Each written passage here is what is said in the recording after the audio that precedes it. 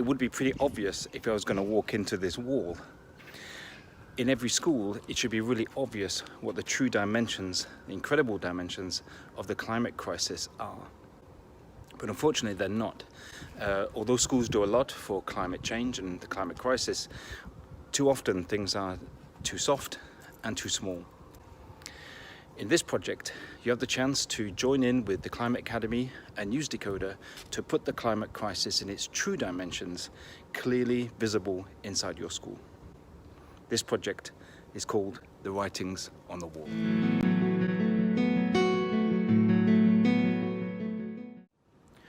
This project opens up the possibility to combine the absolute basics of science, as solid as these bricks, with the openness and the creativity of art. It's an invitation to think about everything that is going on above our heads, both in the climate system and in the human systems that have brought us so close to a collision with the forces of nature.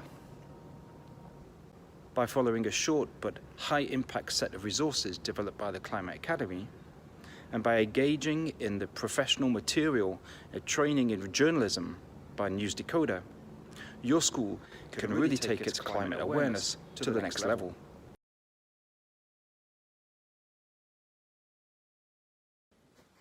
Hello and welcome to a very small space. This is my hotel room, and this here is even smaller, and everything is being reduced down to its absolute basics. So no film crews, there wouldn't be much space in here, and just this small screen. And the reason for taking things down to this very small level is because, in a weird way, that's what planet Earth is. Sometimes it's important to think about the boundaries of everything, and I suppose one of the most essential boundaries that we have is the boundary of the Earth, which is just under 13,000 kilometers wide. But right now I have to be attentive to the boundaries of the room that I'm in. There's certain things that I can't do. I'll just take you to this wall here, kind of nice slab of concrete, and I can't do anything about that wall. Even with willpower or imagination, these walls around me are not going to shift. Now, a less obvious boundary, less obvious limit to human life, we can call them planetary boundaries or ecological boundaries. And this includes the level of CO2 in the atmosphere. CO2, though, of course, is a gas. It's not a solid, but still, it forms an important boundary or an important limit to life on Earth. Chemists have understood what's called the greenhouse effect, in that if you have a high level of CO2 in the atmosphere, you have a correspondingly high level of temperature. The most vivid example of this, perhaps, is planet Venus, where the CO2 level is so high, the temperature is between 820 and 900 degrees C. That's not a place that humans can live. So we have to be careful on planet Earth about the level of CO2 in the atmosphere. Now, if you look at the graph, the famous graph from NASA, which gives us a landscape view of CO2 levels in the atmosphere going back not just a few hundred years, but hundreds of thousands of years, it shows us that life on Earth has developed within a very stable bandwidth. So when you look at that graph, you can see that there's a very long-term stable pattern of CO2 levels, and at the bottom it's around 200 parts per million, and at the top is about 300 parts per million. But because human beings have started burning fossil fuels with a tremendous amount of enthusiasm since about 1950, we have thrown that level of CO2 to an entirely new level. In fact, it's a level that has not been recorded on planet Earth for about 4 million years. again, this seems a bit abstract. You know, it's like, I mean, these walls here, they're very solid. We can understand them, especially when we walk into them.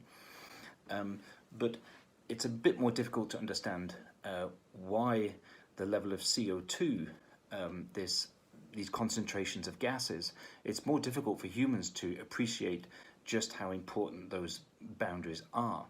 So I'm going to give you two metaphors to try and help you understand it. And the first is a computer. If you have a computer that's been designed to function at 220 220 volts, and you, for the fun of it, turn up the voltage to 400, you're going to fuse out your computer. It's not going to work. You're going to blow its brains out, and you won't be able to do anything with it. But you could say, well, that's just an example of something electric or something manufactured. But in fact, human beings are also, in a sense, manufactured. We have been on this planet, we've evolved over the 4 million years to function within this bandwidth.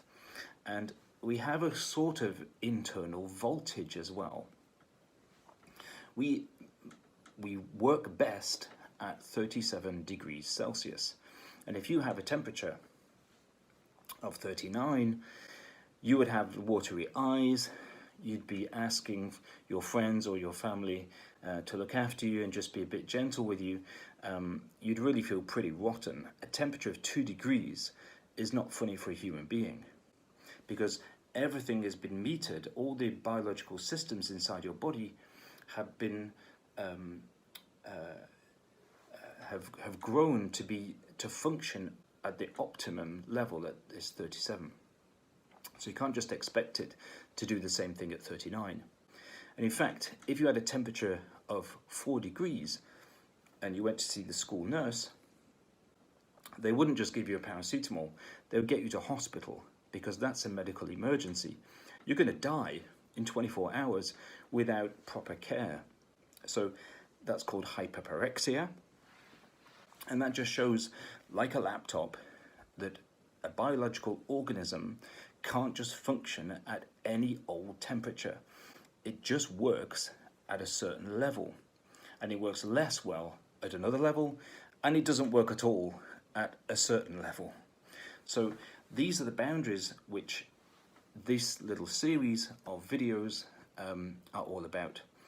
And the reason why we're doing a project, The Writings on the Wall, is because this CO2 boundary is just like a wall. It's like 4 degrees temperature. You can't live with it. It's like a concrete wall. It's something that we have to look at, we have to recognize, and we have to respond to.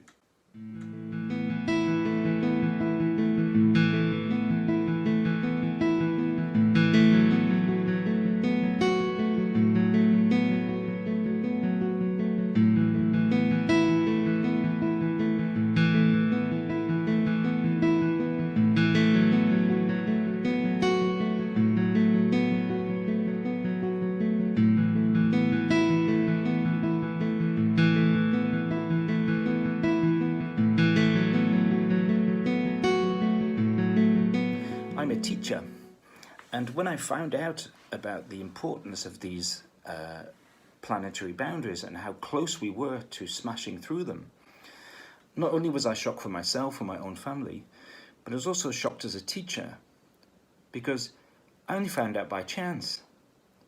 And how is it possible that in the 21st century we have a whole school system in which students can get through the system and graduate 16, 17, 18 years old with a very high degree of mathematical competence or great literary skills or understanding physics and chemistry to an advanced level. So we have all this understanding, and yet the most basic truth about all of human life on the planet is only vaguely understood. It's understood like, yeah, it's a problem about the environment. No, we are talking about a situation in which things will simply stop functioning. Everything will stop functioning. And weirdly, schools have not put this in the center of their education. Schools are not clear about the fundamentals, about the absolute basics.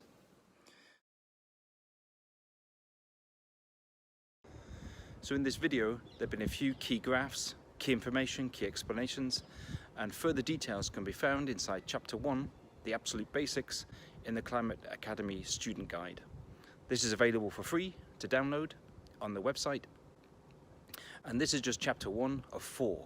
The 3 next episodes take you further into the science and further into the social dimensions of everything which is going on above our heads.